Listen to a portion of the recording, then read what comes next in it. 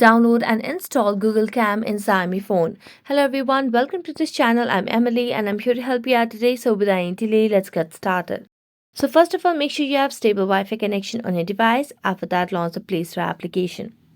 Here, search for GCam application and install it. So as you can see, I've already installed the application, so I'm going to tap on open. As I tap on open, you'll be able to see it leads us to the camera GCam application over here.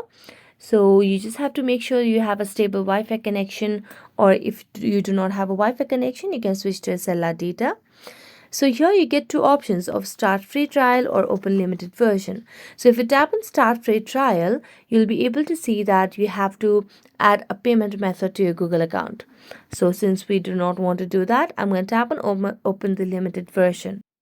As I tap on open limited version, make sure that you give access to the different options over here, and here you'll be able to use your GCam on your Android. So that's it. Thank you so much for watching this video. See you next time.